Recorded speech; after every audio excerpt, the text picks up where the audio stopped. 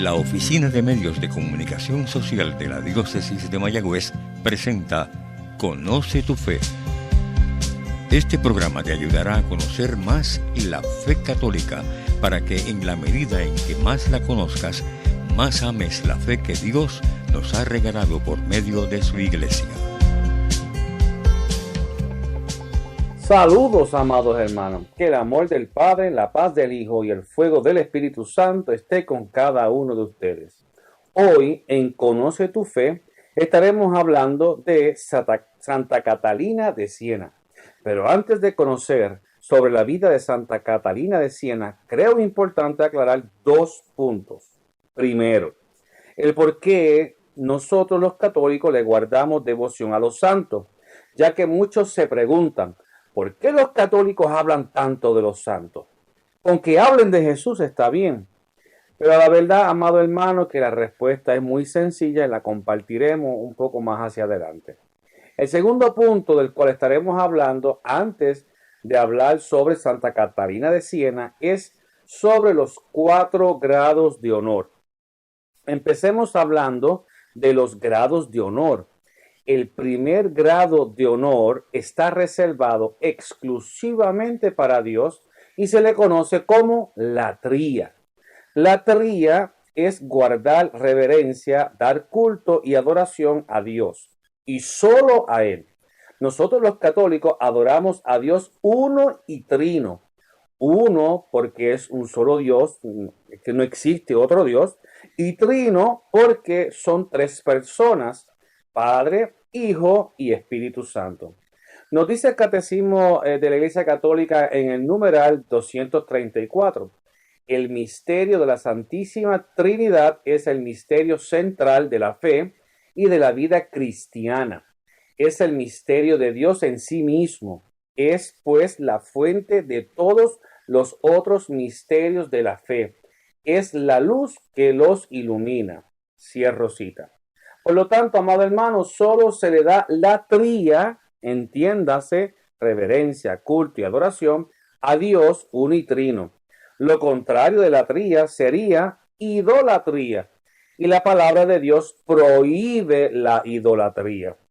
El segundo grado de honor se le conoce como protodulía. Protodulía es el culto o la veneración a San José como padre adoptivo de Jesús. La tercera es hiperdulía.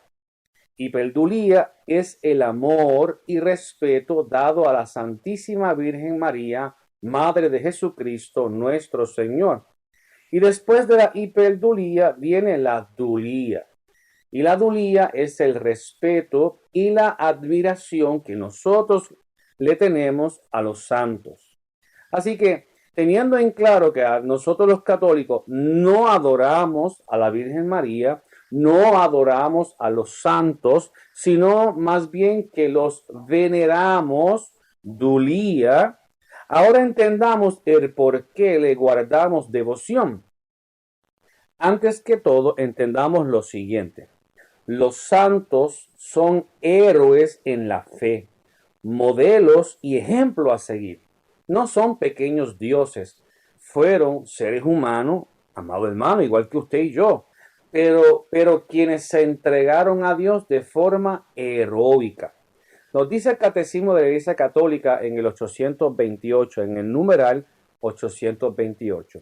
Al canonizar a ciertos fieles, es decir, al proclamar solemnemente que esos fieles han practicado heroicamente las virtudes y han vivido en la fidelidad a la gracia de Dios, la Iglesia reconoce el poder del Espíritu de Santidad que está en ella y sostiene la esperanza de los fieles, proponiendo a los santos como modelos e intercesores. Los santos y las santas han sido siempre fuente y origen de renovación en las circunstancias más difíciles de la historia de la Iglesia. En efecto, la santidad de la Iglesia es el secreto manantial y la medida inefable de su laboriosidad apostólica y de su ímpetu misionero. Amados hermanos, los santos son héroes de la fe a quienes nosotros admiramos. Muchas veces recitamos en la misa y hasta en el Santo Rosario el credo de forma tan rápida que no profundizamos en aquello que estamos recitando. Y dentro del credo, en uno de los artículos nosotros decimos, creo en la comunión de los santos. Amado hermano, creemos en la comunión de los santos porque así nos lo enseña el mismo Jesús, quien es la tercera fuente de revelación y fuente plena y perfecta, y así también lo enseña y porque así lo ha interpretado la cuarta fuente de revelación. Hagamos un breve repaso de las fuentes y o las etapas de revelación. En los pasados programas hemos estado hablando de las fuentes y o etapas de revelación. Hay quien le conoce como fuentes de revelación o etapas de revelación. Dentro de lo que habíamos compartido o de lo que hemos estado compartiendo en los pasados programas sobre las fuentes de revelación, compartíamos que existen 4 fuentes o etapas de revelación. La primera es la creación. Dios ha sido revelado por medio de la creación. Repito, Dios ha sido revelado por medio de la creación. La segunda fuente de revelación son los padres y profetas del Antiguo Testamento. En esta etapa, Dios ha salido al encuentro del hombre por medio de los padres y profetas del Antiguo Testamento. Pero no es sino hasta que llega Jesús que Dios es revelado de forma plena. De forma plena porque Jesús es Dios y al ser Dios es pleno. Por tanto, su revelación es plena. Sin embargo, amado hermano, Jesús no escribió nada.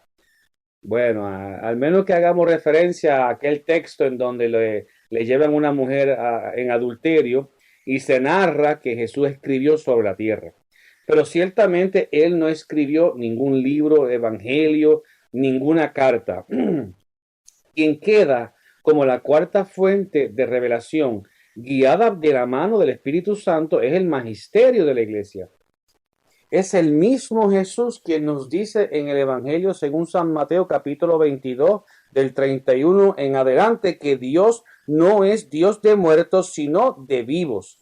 También en la carta a los Hebreos capítulo 12 del 22 en adelante nos dice, vosotros en cambio os habéis acercado al monte Sión, a la ciudad de Dios vivo, la Jerusalén celestial y las miriadas de ángeles, reunión solemne, la asamblea de los primogénitos inscritos en los cielos y a Dios, juez universal, y a los espíritus de los justos llegados ya a su consumación, y a Jesús, mediador de una nueva alianza, y a la aspersión purificadora de una sangre que habla mejor que la de Abel.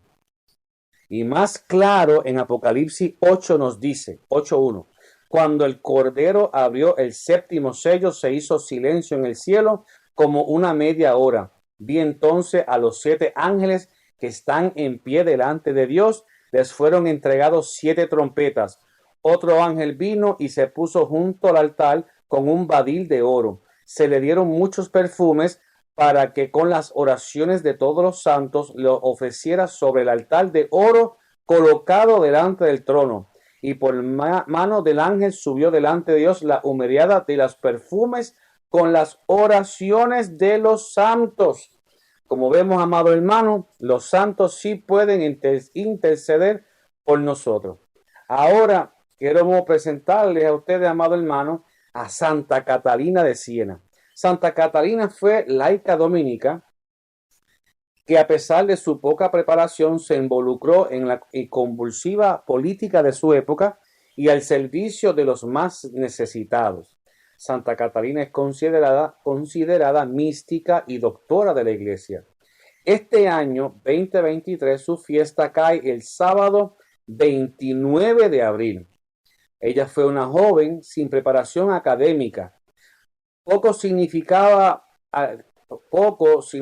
alguien con estas características en la Europa del siglo XIV. Pero Dios, que sabe escribir derecho en líneas torcidas, tiene una especial preferencia por lo pequeño y vulnerable e hizo de Santa Catalina de Siena una ejemplar predicadora del Evangelio. Santa Catalina nació en marzo del 1347. Desde los 6 años quiso consagrarse totalmente al Señor. Tras la muerte de su hermana en el 1362, decidió no contraer matrimonio y ser laica dominica, que en la época eran conocidas como las Hermanas de la Penitencia de Santo Domingo. En el 1370 vivió la muerte mística. Pidió a Cristo que le cambiara el corazón. Desde entonces su intensa vida de oración se juntó con la atención a los pobres y a los enfermos. Reconocida como maestra espiritual, se formó un grupo de discípulos en torno a Catalina. A partir de 1372 fue mediadora de conflictos civiles y eclesiales en la península italiana. Empezó una amplia producción epistolar y en 1374 fue convocada al capítulo general de la Orden de Predicadores y se le asignó a Fray Raimundo de Capua como acompañante espiritual. Ante el creciente conflicto entre el Papa y las ciudades italianas, Catalina se sumergió en la política. Viajó a Aviñón e instó a Gregorio IX a regresar a Roma. Gracias a su labor, el Papa regresó en enero de 1377. La influencia política y religiosa de Catalina creció significativamente. Profesó un amor profundo por la Iglesia. Se sintió llamada por Dios a denunciar la corrupción y promover una vida apostólica y evangélica.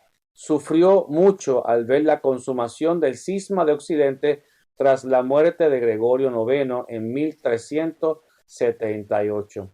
A pesar de su escasa formación intelectual, se sumergió en las profundidades de la mística cristiana. Fue una apasionada predicadora de la cruz. Su libro, Diálogo, refleja su espiritualidad. Murió el 29 de abril del 1380. ¿Qué nos puede decir Santa Catalina hoy? Santa Catalina nos recuerda que la vida política no debe ser divorciada de la fe, porque una cosa es la política, la gobernanza, y otra cosa es la politiquería. Respetando la justa separación de lo civil y religioso, los laicos cristianos estamos llamados a participar en el desarrollo histórico de la sociedad sin renunciar a su condición de creyentes y seguidores de Jesús.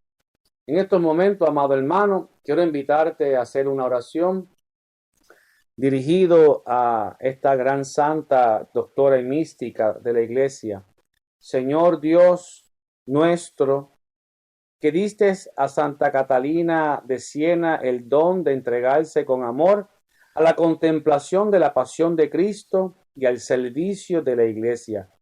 Haz que por su intercesión el pueblo cristiano viva siempre unido al misterio de Cristo, para que pueda rebosar de gozo cuando se manifieste su gloria. Santa Catalina de Siena, ruega por nosotros. Te habló el hermano Moisés Ríos Pérez, laico de la parroquia San Sebastián Mártir de la diócesis de Mayagüez, Puerto Rico. Si Dios así lo permite, hasta la próxima. Que Dios me los bendiga a todos. Conoce tu Fe ha sido un programa presentado por la Oficina de Medios de Comunicación Social de la Diócesis de Mayagüez. Sugerencias o comentarios, favor escribir al apartado 2272, Mayagüez, Puerto Rico 00681.